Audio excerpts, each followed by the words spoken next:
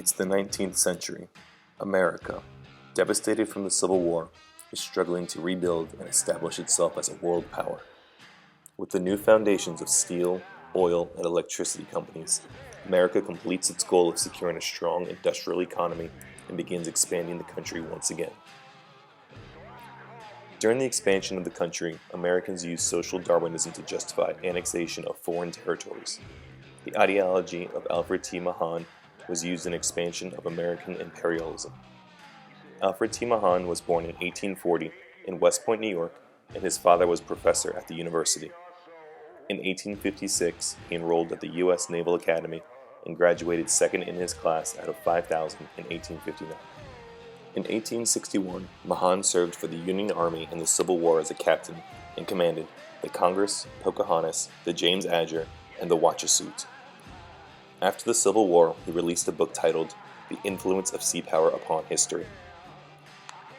The Roman army was a huge influence on Mahan, specifically their focus on their navy, according to his book. But Britain is used as his prime example for establishing a country's navy, since they were able to achieve near-world dominance. Mahan believed that a strong, organized unit of battleships is much stronger than a bunch of small, disorganized gunships. The battleship eventually became the most dominant ship in the ocean and helped establish the U.S. Navy's powerful presence. Mahan fought for refueling stations on islands throughout the Pacific, as well as canals to allow for fast ocean travel. His book had a major effect on Theodore Roosevelt, as Roosevelt followed the book closely and built a navy the way the book instructed. Took control of the Hawaiian Islands and built Pearl Harbor, and built the Panama Canal. As a result of Mahan's influence on Roosevelt, Roosevelt created the Great White Fleet to display America's growing military power and naval capability. The Great White Fleet was comprised of 16 battleships that circumnavigated the Earth and left a lasting impression on countries all over the globe. Mahan's advice to control islands in the Pacific, which were controlled by Spain at the time, led to major conflicts over the islands and eventually became a leading cause of the Spanish-American War.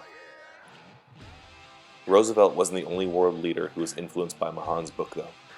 Kaiser Williams II was inspired to build a powerful surface fleet, and in Japan, it was required that every ship have at least one copy of the book aboard. One of the causes of World War I was the naval race, ignited by Mahan's naval strategy and power book. Mahan served 41 years in the U.S. Navy and had such an influence on the U.S. Navy that a battleship was named after him, as well as a building at the Naval Academy.